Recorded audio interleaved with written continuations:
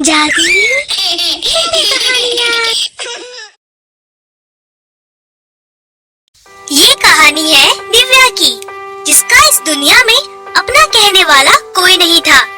बेचारी अनाथ दिव्या लोगों से भीख मांगकर अपना पेट भरा करती थी। कुछ दिन तक तो गांव वाले तरस खाकर उसे बचा खुचा खाना दे दिया करते थे, लेकिन अब वो दिव्या को भला बुरा कहने लगे। एक दिन की बात है।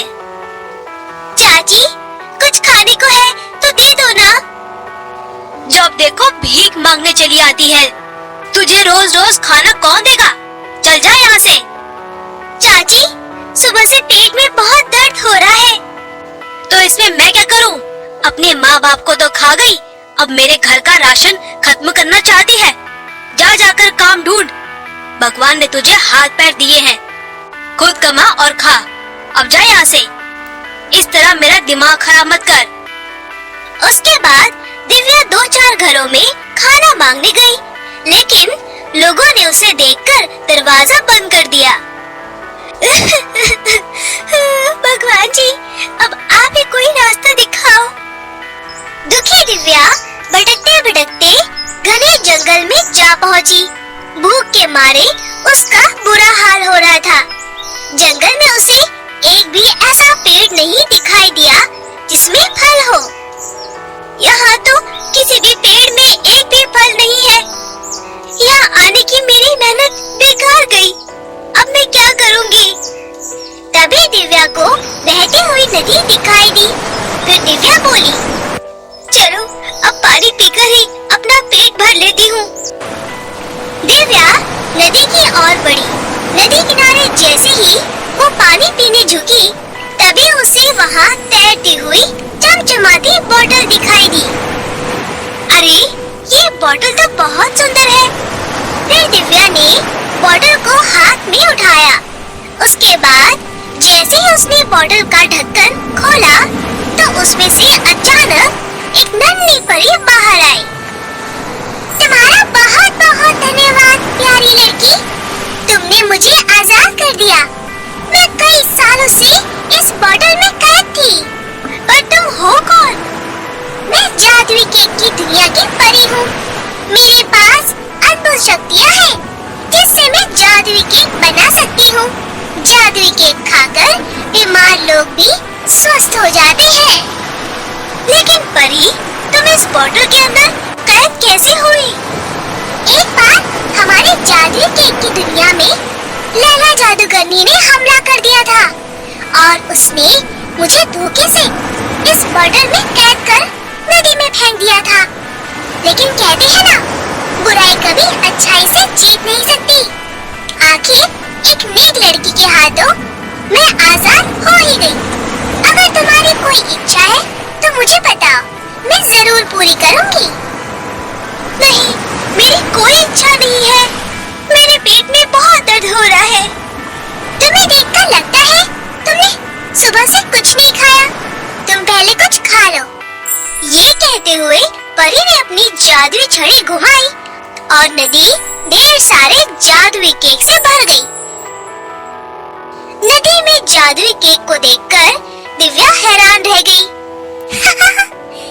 देख क्या रही हो? तुम्हें भूख लगी है ना? तुम इनमें से अपना मनपसंद केक खा सकती हो। दिव्या नदी में से अपना मन पसंदीदा केक निकालकर खाने लगी। दिव्या को केक खाता देख परी की आंखें भर आई। बेचारी अनाथ लड़की कितनी मासूम और भोली है। परी, तुम्हारा बहुत बहुत धन्यवाद। केक बहुत ही स्वादिष्ट था। काश ऐसा केक हर रोज खाने को मिले। दिव्या, तुम ये केक हर रोज खा सकती हो। पर कैसे?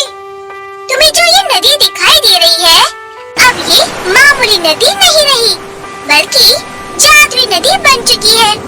तुम जब चाहो अपना पसंदीदा केक खा सकती हो और इन्हें बेचकर अपना गुजारा चला सकती हो।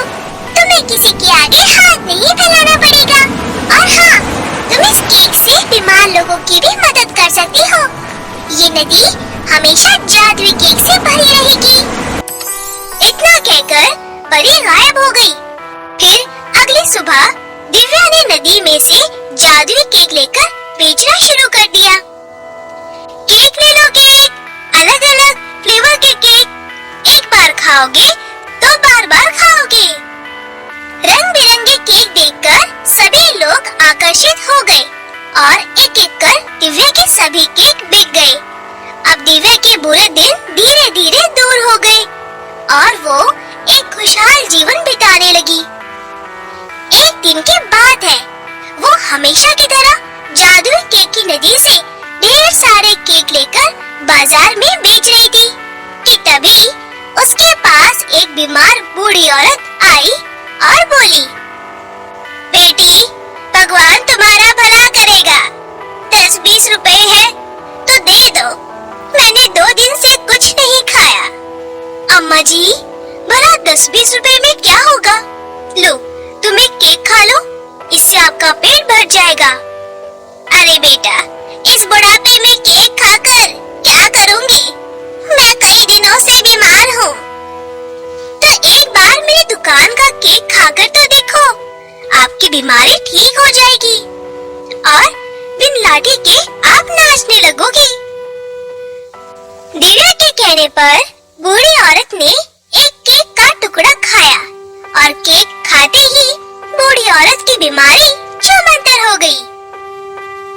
कमाल हो गया, तुम्हारे इस केक ने तो कमाल कर दिया। मेरे अंदर मानो जैसे नई ताकत आ गई हो। भगवान तेरी हर मुराद पूरी करे बेटी। जीती रहो बच्ची। बूढ़ी अम्मा दिव्या को आशीर्वाद देकर खुशी खुशी वहाँ से चली गई। धीरे धीरे दिव्या की जादुई केक से बीमारी ठीक होने की खबर पूरे गांव में फैल गई। इतना ही नहीं, गरीब बीमार लोगों को दिव्या मुफ्त में केक बांट दिया करती। बदले में लोग उससे ढेर सारा आशीर्वाद दे दिया करते थे। लोगों का आशीर्वाद पाकर दिव्या को बहुत खुशी मिलती। कुछ ही समय में दिव्या हर जगह मशहूर हो गई। लेकिन उसकी ये कामयाबी मीना से देखी नहीं गई। दरअसल मीना बहुत बड़ी बेकरी की दुकान की मालकिन थी। उसकी दुकान पूरे शहर में मशहूर थी। लेकिन जब से दिव्या ने जादुई केक बेचना शुरू किया, उसकी दुकान में ग्राहक कम आने लगे। इस वजह से वो दिव्या से बहुत जलने लगी। मैनेजर, जाकर पता लगाओ कि दिव्या केक बनाने में कौन सी सामग्री का इस्तेमाल करती है। उसके सीक्रेट्स का पता लगाकर मुझे बताओ, वरना मैं तुम्हें नौकरी से निकाल दूंगी। नहीं मैडम, ऐसा मत करना, मैं अभी जाकर पता लगा कर आता हूँ, आप फिक्र ना करें।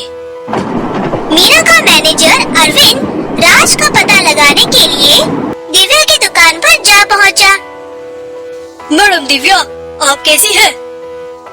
मैं ठीक हूँ, आप कौन है? मैंने आपको नहीं पहचाना। जल्दी पहचान जाओगी, मैं हूँ अरविंद। मैं शहर से आपसे मिलने आया हूँ। बहुत नाम सुना है आपका।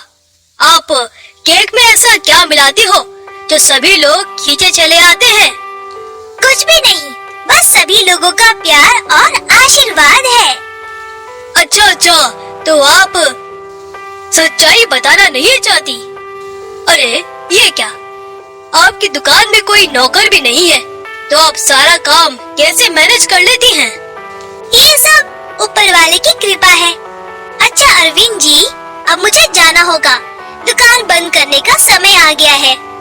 ओके दिव्या मैडम, जल्द ही हमारी दोबारा मुलाकात होगी। इतना कहकर मैनेजर वहाँ से चला जाता है और वापस शहर आकर मीना के पास आता है। मैडम जी, मैं आपके लिए एक बहुत इम्पोर्टेंट इन्फॉर्मेशन लेकर आया हूँ। जल्दी बताओ, क्या क्या इन्फॉर्मेशन लेकर आए हो? मैडम जी, दिव्या की दुकान में कोई नौकर नहीं है। इडियट, तुम्हें उस पर नजर रखने के लिए कहा था। कहाँ जाती है, क्या खाती है, क्या करती है, सब कुछ। और मुझे एक दिन के अंदर अंदर सारी इन्फॉर्मेशन चाहिए। मैनेजर वापस गांव आ गया और दिव्या के घर के बाहर उस पर नजर रखने लगा। अगली सुबह दिव्या जंगल की ओर जा रही थी। इस बात से अनजान होकर कि मैनेजर उसका पीछा कर रहा है। इतनी सुबह सुबह दिव्या जंगल में क्यों जा रही है? वहाँ तो जंगली जानवर होते हैं। लेकिन अब मुझे इसका पीछा करना ही पड़ेगा, वरना मीना मैडम मुझे नौकरी से निकाल देगी।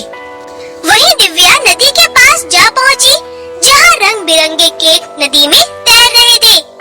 ये नजारा देख मैनेजर का मुंह खुला का खुला रह गया। अरे बाप रे, ये मैं क्या देख रहा हूँ? इतने सारे केक! मैं अभी मीना मैडम को धमाकेदार खबर देता हूँ। तुम्हें इतनी जल्दी आने को किसने कहा था? लगता है तुम्हें अपनी नौकरी प्यारी नहीं। अरे मैडम जी, आप पहले मेरी बात तो सुने।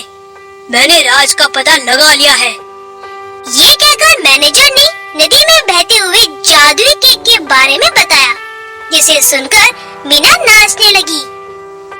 अरे वाह, तुमने पहली बार कोई ढंग का काम किया है। चलो अब जल्दी से मुझे उस जगह पर ले चलो। फिर मीना गांव आती है और नदी के पास पहुंचकर, ओह माय गॉड, इतने सारे केक! मुझे तो यकीन ही नहीं हो रहा है। अब मुझे अरबपति होने से कोई नहीं रोक सकता। अब इस नदी की मालकिन मैं हूँ। इतना कहकर जब मीना ने केक निकालने की कोशिश की, तभी नदी में से एक रोशनी बाहर निकली और मीना के हाथों को जला दिया। बहुत जलन हो रही है, बचाओ मुझे, मैनेजर मुझे बचाओ। दुष्ट औरत, अभी तो सिर्फ हाथ जले हैं। अगर अपनी जान प्यारी है तो यहाँ से भाग जा। फिर उतने में अभी वहाँ आ जाती है। अरे, ये आपके हाथ कैसे जल गए? ये नतीजा है आपके लालच का। फिर उसके बाद दिव्या नदी से विनती करती है और जादुई नदी मीना के हाथों में लगी आग को बुझा देती है।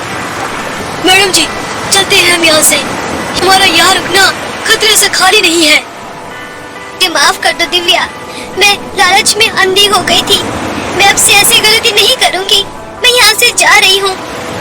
फिर मैनेजर और मीना दोनों वहाँ से भाग जाते हैं और इसी तरह से वहाँ दिव्या गरीब लोगों की मदद करती थी और धीरे धीरे वो पूरे शहर में मशहूर हो गई और इस तरह वो हंसी खुशी रहने लगी। तो दोस्तों, अगर आपको हमारी कहानी पसंद आई हो तो इसे लाइक करना और शेयर करना और हमारे चैनल को सब्सक्राइब करना मत भूलना।